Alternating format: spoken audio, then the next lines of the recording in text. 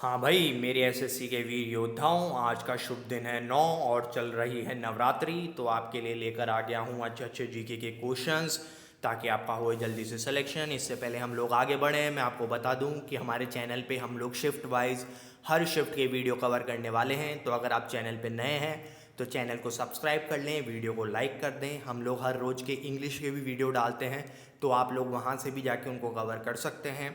और दोस्तों, आइए पहले क्वेश्चन की तरफ अब हम बढ़ते हैं।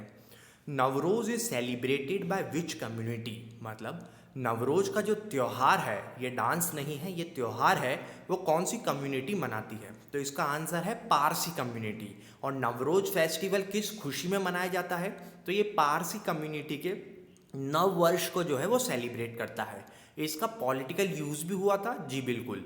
जब गुलाम शासक जो थे दिल्ली सल्तनत पे काबिज थे, उस समय गयासुद्दीन बलबान ने जो मुस्लिम क्लैरिक्स थे, मतलब मुस्लिम मौलानाओं को उनकी औकात दिखाने के लिए नवरोज़ का फेस्टिवल ऑफिशियली मनाना चालू कर दिया था। क्योंकि उनको जो मुस्लिम क्लैरिक्स थे, जिनको चहलगनी कहा जाता है, उनकी पावर कम करनी थी कोर्ट में, तो उन्होंने पारसी समुदाय को उस समय प्रमोट करना चालू किया था।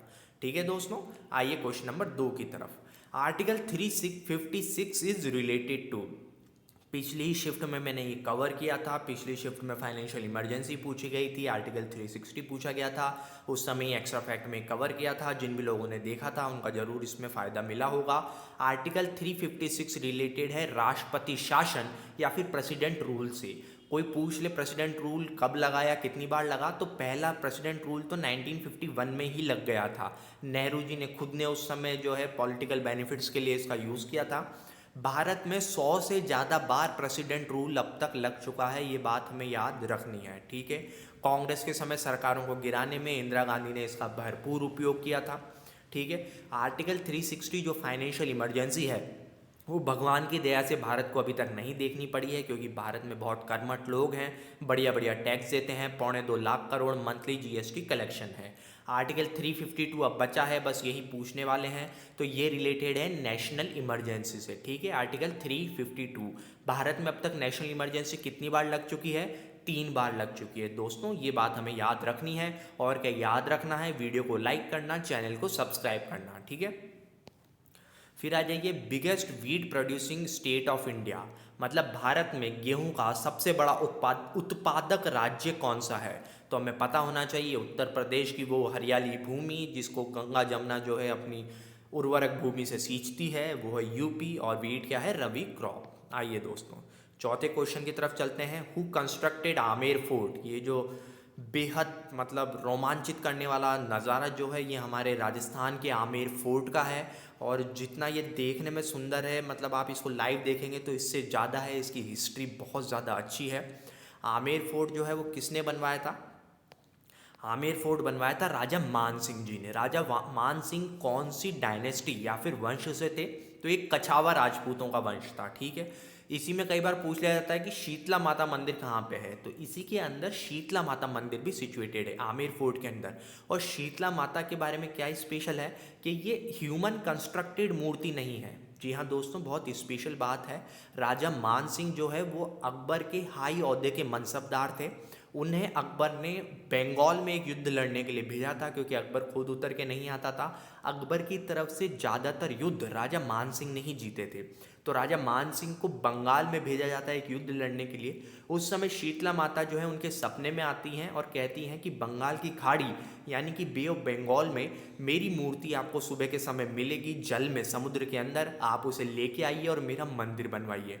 तो वो ही मूर्ति है शीला, जो उस समय आई थी, वो है शीतला माता। उन्होंने मंदिर बनवाया, अपने बिल्कुल घर के पास रखा, आमेर किले में ये स्थापित है। ठीक है, ये विश्व का ही नहीं, भारत का भी पहला ऐसा किला है जो पूर्णतः जो है अपना वास्तुशास्त्र के हिसाब से बनाया गया है। ठीक है, राजा मान सिंह जो है वो खुद बहुत अच्छे वास्तुकार थे और उन्होंने पूरे किले की एक एक चीज़ को वास्तु के हिसाब से बनाया है।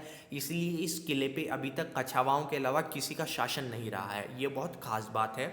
आमेर किला, ये है मेरा रंगीलो राजस्थान।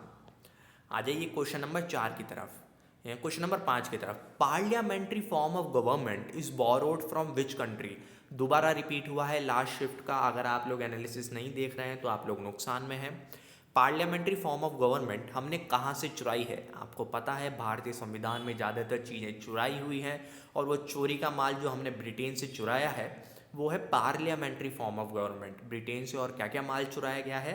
चुराया गया है सिंगल सिटीजनशिप, मतलब भारत के जो नागरिक हैं वो केवल भारत के ही नागरिक रहेंगे, अनलाइक अमेरिका जहाँ पे स्टेट की भी सिटीजनशिप होती है और नेशन की भी सिटीजनशिप होती है। अगर मैं राजस्थान का नागरिक हूँ तो मेरे पास कोई अलग से राजस्थान की नागरिकता नहीं होगी, केवल देश की नागरिकता होगी। इसे कहा जाता है सिंगल सिटीजनशिप। दूसरा क्या माल चुराया है? रूल ऑफ लॉ, ठीक है। तीसरी जो चीज़ चुराई है वो है रिट ज्यूरिसडिक्शन, मतलब ये जो हेबस कॉर्पस मैंडेमस ये सब कहाँ से आए हैं? ये आए हैं ब्रिटेन से, ठीक है। और इसी के साथ चुराई गई है पार्लियामेंट्री प्रिविलेजेस, मतलब जो हमारे राजनेताओं को कुछ विशेष अधिकार दिए गए हैं, ठीक है, वो कहाँ से आए हैं? वो है ब्रिटिश कन्वेंशन पार्लियामेंट्री प्रिविलेजेस से। और आपके पास भी एक क्या प्रिविलेज है? आपके पास प्रिविलेज है कि आप इस वीडियो को लाइक कर सकते हैं, हमें मोटिवेट कर सकते हैं कोई अच्छा कमेंट करके, तो प्लीज़ हमारा मोटिवेशन बढ़ाइए। आइए क्वेश्चन नंबर 6 की तरफ। Which religion considers agriculture as wrong? किस रिलीजन में खेती करना ही गुनाह माना जाता है? तो कौन सा ऐसा रिलीजन है? वो है जैन रिलीजन। जैन रिलीजन ऐसा क्यों मानता है? क्योंकि ये मानते हैं कि अहिंसा परमो धर्म, ठीक है। महावीर जी ने कहा था अहिंसा हमारे 5 महाव्रत में से एक है। तो 5 महाव्रत, और एग्रीकल्चर में क्या हिंसा होती है भाई? किसान जो है वो खेती में हल चलाएगा, तो हल चलाएगा तो ज़मीन में बहुत सारे जो छोटे छोटे कीड़े होते हैं उनकी मृत्यु हो जाएगी। और वैसे भी जब उसे अपनी फसल को बचाना है तो उसे बहुत सारे कीड़ों को मारना पड़ेगा, पेस्टिसाइड्स इंसेक्टिसाइड्स डाल के, तो वो जीव हत्या हो जाएगी। और महावीर जी और जैन कम्युनिटी ये नहीं चाहती कि उनके अनुयायियों के ऊपर जीव हत्या का पाप लगे, इसलिए उन्होंने रिलीजन को ही श्राप बताया। तो इससे हुआ क्या? हमारे जो सारे बढ़िया लोग थे जिन्होंने बाद में जैन धर्म को अपनाया, वो सारे ट्रेडिंग की तरफ बन गए, और जैन कम्युनिटी जो है इंडिया की one of the richest community की तरफ परिवर्तित हो गई। तो छोटी सी सोच आपको कहाँ से कहाँ तक ले जा सकती है। क्वेश्चन नंबर 7 की तरफ चलेंगे। Who constructed Moti Masjid in red fort? यहाँ पे मोती मस्जिद इंपॉर्टेंट नहीं है, रेड फोर्ट ज़्यादा इंपॉर्टेंट है। क्यों इंपॉर्टेंट है? क्योंकि अगर ये लोकेशन बदल दी जाएगी तो इसका आंसर बदल जाएगा। अगर हम रेड फोर्ट की बात करेंगे तो औरंगजेब ने 1659-60 में जो है मोती मस्जिद का निर्माण कराया था। लेकिन अगर आगरा वाली मोती मस्जिद पूछ ली जाए तो वो बनाई थी शाहजहां ने। शाहजहां ने और कौन कौन से कारनामे करे थे? उन्होंने बनाया था दिल्ली का लाल किला, दिल्ली की जामा मस्जिद और ताजमहल आगरा में, ठीक है। जामा मस्जिद भी दिल्ली का है ना, इंपॉर्टेंट है, क्योंकि अकबर ने भी आगरा में जामा मस्जिद ही बनाई थी। अब इन लोगों को, मुगलों को अक्ल थी नहीं कि बच्चे आगे लोग सीजीएल देने वाले हैं, वो कंफ्यूज हो जाएंगे। सीजीएल वैसे ही खून पीने पे उतर आया है, एमटीएस खून पीने पे उतर आया है, एसएससी खून पी रहा है। अलग अलग नाम रख देते तो क्या गुनाह हो जाता? खैर, उनका पैसा उनकी मर्जी, अपने को क्या है। अगर कोई पूछे जहांगीर ने क्या बनवाया था, तो शालीमार बाग जो है वो जहांगीर ने कंस्ट्रक्शन कराया था। अकबर के बाद गद्दी पे कौन आया था? अकबर की जहांगीर मिली थी जहांगीर को। जहांगीर के बाद कौन आए थे? शाहजहां, ठीक है। ये सारी कहानी हमें याद रखनी है। आइए क्वेश्चन नंबर 8 की तरफ। Shashi Tharoor is related to? अब दोस्तों इसमें आपकी थोड़ी सी मदद चाहिए, एग्जैक्ट क्वेश्चन नहीं पता पढ़ पाया। शशि थरूर से रिलेटेड एक क्वेश्चन था, तो ये किस क्षेत्र से संबंधित है ये शायद पूछा था, लेकिन ये बहुत ज़्यादा ऑब्वियस हो जाएगा। ये मेंबर ऑफ पार्लियामेंट है तिरुवनंतपुरम से, 4 बार से ये जीतते आ रहे हैं, 2024 में भी जीते हैं, 2009 से शायद ये कभी हारे नहीं हैं। दूसरा, इनकी एक बुक आई थी बहुत famous, an era of darkness, जिसे साहित्य अकेडमी के द्वारा पुरस्कृत भी किया गया था। तो बहुत ही विहंगम वाइब्रेंट पर्सनैलिटी हैं शशि थरूर जी। आइए दोस्तों अगले क्वेश्चन की तरफ। लैंग्वेज ऑफ ऋग्वेद, कुछ लोग बोल रहे हैं कि ऋग्वेद किस लैंग्वेज में लिखा था, ये पूछा था, और पाली, प्राकृत, ये सब ऑप्शन दिए गए थे। तो बच्चे को पता है सभी भाषाओं की जननी हमारी माता संस्कृत जो है वो ऋग्वेद उसमें लिखा गया है। और संस्कृत बोलने और पढ़ने में तुम्हारा भाई पूरी तरीके से योग्य और सक्षम है। ये पूरा सेशन मैं संस्कृत में ले सकता हूँ। तो आइए दोस्तों आगे चलते हैं क्वेश्चन नंबर 10 की तरफ। Who was the highest scorer of 1983 world cup final? मतलब 1983 जिसमें भारत ने पहला अपना वर्ल्ड कप जीता था क्रिकेट का, उसका सबसे ज़्यादा रन स्कोरर कौन था? तो पहली बात तो ये पता होना चाहिए भारत ने किसको हरा के जीता था। भारत ने हराया था सर क्लाइव लॉयड की टीम को, वेस्ट इंडीज़ को। वेन्यू क्या था? लॉर्ड्स का वो बालकनी जिसमें कपिल देव ने वो चमचमाती ट्रॉफी अपने हाथ में पकड़ी थी और रच दिया था एक स्वर्णिम इतिहास। कौन थे वो हाईएस्ट स्कोरर? के श्रीकांत। लेकिन वो हाईएस्ट स्कोर कितना था? वो स्कोर था 38 रन। जी हाँ दोस्तों, मात्र 38 रन में वर्ल्ड कप जिताया जा सकता है, और वो भी 57 बॉलें खेल के। आज के समय रन बनाए तो इनका सिलेक्शन ना हो, लेकिन 38 गेंदों में 57 रन, छोटी सा योगदान लेकिन बड़ा जो उसका रिजल्ट। ठीक वैसे ही जैसे आप लोग छोटी छोटी मेहनत करके अपना सिलेक्शन करवा सकते हैं। दोस्तों, अगर आपको वीडियो अच्छा लग रहा है, हमारा प्रेजेंट करने का तरीका अच्छा लग रहा है, तो प्लीज़ वीडियो को लाइक करें, कमेंट में हमें बताएं हम लोग क्या इम्प्रूव कर सकते हैं। क्वेश्चन नंबर 11 की तरफ, रोशन कुमारी था या फिर रोशन माया नारायणन, ठीक है, ये पूछा गया था। Is related to which dance? Exact नहीं पता पड़ पाया है।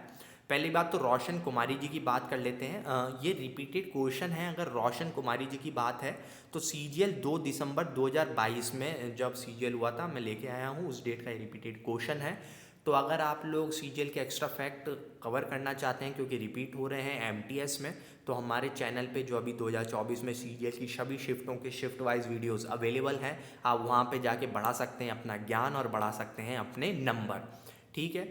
रोशनी कुमारी जी जो हैं, ये सुंदर अदाकारा हमारे सामने हैं। ये किस से रिलेटेड है? ये कथक से रिलेटेड है। कोई इनका घराना पूछ ले तो ये जयपुर घराना से रिलेटेड है। कथक वैसे भी ओनली क्लासिकल डांस है जो नॉर्थ इंडिया का है, जो यूपी और हमारे नदर्न इंडिया, राजस्थान वगैरह में इसके घराने पाए जाते हैं, ठीक है। रोशनी कुमारी जी आपके सामने है। आइए दोस्तों क्वेश्चन नंबर 12 की तरफ। Where was the inter continental tournament of football 2023 organised? मतलब इंटर कॉन्टिनेंटल कप 2023 की होस्ट क्या था? तो पहली बात तो हमें ये पता होना चाहिए कि ये क्रिकेट का नहीं, ये फुटबॉल का टूर्नामेंट है। दूसरी बात, इसका होस्ट कौन था? उड़ीसा। और इसमें कितनी टीमों ने भाग लिया था? केवल 4 टीमों ने भाग लिया था दोस्तों, जिसमें जीता था इंडिया। हराया किसको था? लेबनान को। और लेबनान वही देश है जिसकी 12 अभी इजराइल बजा रहा है, डेली उस पर बम गिरा गिरा के, ठीक है दोस्तों। 4 ही टीमें आई थी, नाम रख दिया इंटर कॉन्टिनेंटल, ठीक है, गली क्रिकेट टूर्नामेंट। आइए दोस्तों क्वेश्चन नंबर 13 की तरफ। Which is the poorest state according to multi dimensional poverty index? Multi dimensional poverty index के हिसाब से जो भारत में जो होता है मल्टी मॉडल डायमेंशनल पावर्टी, तो भारत का सबसे गरीब राज्य कौन सा है? तो बच्चे बच्चे की जुबान पे एक ही नाम आएगा, बिहार, क्योंकि बिहार में क्या है, साक्षरता कम है। और जो हमारा सबसे अमीर अगर आगे वाली शिफ्टों में पूछ लें तो कौन सा निकल के आता है? केरला, ठीक है। बड़े राज्यों में, छोटे राज्यों में मेरे हिसाब से सिक्किम निकल के आता है, और वैसे केरला इसमें बताया जाता है क्योंकि केरला में साक्षरता दर ज़्यादा है, तो लोगों के पास एम्प्लॉयमेंट अपॉर्चुनिटीज़ बहुत ज़्यादा है, स्किल्ड वर्कफोर्स हैं, तो केरला जो है हाईली एम्पावर्ड है, ठीक है। आइए दोस्तों हम लोग आगे बढ़ें उससे पहले आप लोग वीडियो को लाइक कम कर रहे हैं, प्लीज़ वीडियो को लाइक कर दें, उसी से हमें मोटिवेशन मिलता है। एस जयशंकर के ऊपर एक क्वेश्चन था, एग्जैक्ट क्वेश्चन मुझे नहीं पता पल पाया है, इसलिए मैं उसके आंसर नहीं ला पा रहा हूँ, तो आप लोग कमेंट सेक्शन में ज़रूर बताएं एस जयशंकर के ऊपर क्या क्वेश्चन आया था, ठीक है। फिर एक क्वेश्चन पूछा था जेफरी बावा के ऊपर। जॉफरी बावा बड़ा ही अलग सा ही टॉपिक है। पहली बात तो ये है कौन? ये जॉफरी बावा हैं, बावा जैसे ही दिखते हैं, और आपको पता चल गया हो ये श्रीलंकन आर्किटेक्ट हैं, ठीक है। तो ये किस क्षेत्र से रिलेटेड है या किस कंट्री से रिलेटेड है, ऐसा कुछ क्वेश्चन था। बड़ा ही अजीब सा सवाल है, पहले एसएससी ने रिपीट नहीं किया है। जॉफरी बावा श्रीलंकन आर्किटेक्ट। दोस्तों आपका जीवन रंगीन रहे इसलिए मैं ये सब चित्र निकालने की मेहनत करता हूँ। मुझे पता है आप लोग बहुत परेशान हैं, पढ़ाई का बहुत ज़्यादा प्रेशर है, घर वालों का प्रेशर है नौकरी पाने का, तो आप लोगों का जीवन रंगीन रहे इसलिए मैं जनरली चित्र लाने की कोशिश करता हूँ, ठीक है। Viceroy doing arms act. तो भारत में जब आर्म्स एक्ट आया था कॉलोनियल इंडिया में, पहली बात तो आया कब था? 1878 में। तो उस समय वाइसरॉय कौन थे? और सबसे पहले इसका हमें पता होना चाहिए कि आर्म्स एक्ट संबंधित किस चीज़ से है। तो आर्म्स एक्ट आया था 1878 में। एक्चुअली में जो 1857 की जो क्रांति हुई थी उससे ब्रिटिश सरकार बहुत ज़्यादा घबरा गई थी और विभिन्न मेजर लिए थे कि इस तरीके की क्रांति दोबारा न हो पाए। तो उनमें से ही एक मेजर था आर्म्स एक्ट को लेके आने का, ठीक है। इसमें क्या किया गया था? इसमें जो है क्रिमिनल ऑफेंस बना दिया गया था इंडियंस टू कैरी आर्म। मतलब किसी भी भारतीय के पास अगर कोई आर्म मिल जाएगा, मतलब कोई बंदूक, गोला, तस्करी कुछ भी मिल जाएगा, तो ये क्रिमिनल ऑफेंस है, ठीक है। इसमें एक्सेप्शन किसको दिया गया? ब्रिटिशर्स ने खुद को, Anglo Indians, Europeans and certain government personal, ठीक है। इन लोगों को एक्सेप्शन दिया गया, मतलब खुद को तो बाहर निकाल लिया, ब्रिटिशर्स आर्म रखें, भले सिटीजन, मतलब पुलिस ऑफिसर ब्रिटिशर हो वो तो बात अलग है, लेकिन ब्रिटिश सिटीजन भी, एंग्लो इंडियन सिटीजन भी अगर आर्म्स रखें तो गुनाह है। और हमारे भारत में ही भारतीय अगर कोई आर्म्स लें विद्रोह के लिए तो वो गुनाह हो जाता है, ठीक है। इस समय वाइसरॉय कौन थे? लॉर्ड लिटन। आज़ाद भारत का पहला आर्म्स एक्ट कब आया था? 1959, जिससे ही हम लोग अभी तक गवर्न करते हैं। ये भी पूछा जा चुका है, पूछा जा सकता है, तो आपको ये याद रखना है, ठीक है दोस्तों। आइए दोस्तों, रेनफॉल इन लद्दाख। तो लद्दाख में रेनफॉल से रिलेटेड कुछ क्वेश्चन पूछा था, एग्जैक्ट इसकी वर्डिंग याद नहीं है, टॉपिक यही है। तो पहली बात तो हम लोग याद रख लेते हैं कि लद्दाख कहाँ पर है। ये जम्मू कश्मीर से अलग करी गई एक यूनियन टेरिटरी है। इसमें बारिश किस समय आती है? जुलाई से सितंबर के बीच में आती है। और मात्र ऑन एन एवरेज 13 दिन की यहाँ पे मानसून पड़ता है और 50 से 60 सेंटीमीटर जो है यहाँ पे पानी गिरता है। ये भी हमारा एक ड्राई डेजर्ट की तरह ही है, लेकिन ये कोल्ड डेजर्ट है। जो हमारा राजस्थान में है वो ड्राई डेजर्ट है, ये कोल्ड डेजर्ट है लद्दाख भारत का, ठीक है। आइए दोस्तों, जिसको नहीं पता है, अभी सोनम वांगचुक, जिनके ऊपर 3 इडियट्स पिक्चर बनी है, जिसमें फुनसुक वांगडू थे, वो एक्चुअली सोनम वांगचुक थे। वो लद्दाख में प्रोटेस्ट पे बैठे हुए हैं। उनकी कुछ डिमांड है कि लद्दाख को 6th शेड्यूल में इंक्लूड करा जाए। वो भी उनका एक डेमोक्रेटिक प्रोटेस्ट चल रहा है, तो उस पर भी आप लोगों की नज़र होनी चाहिए।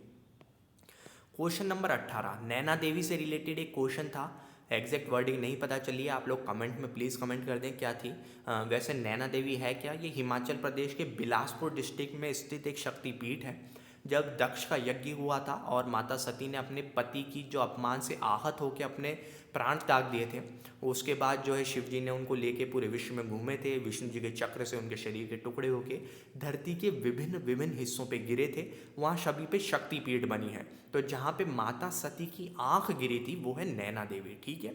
ये शक्तिपीठ है और आप लोगों को भी शक्ति मिले MTS को पार करने की, नौकरी आपकी लग जाए। इसी शुभकामना के साथ आज की हम लोग एंड करते हैं। धन्यवाद।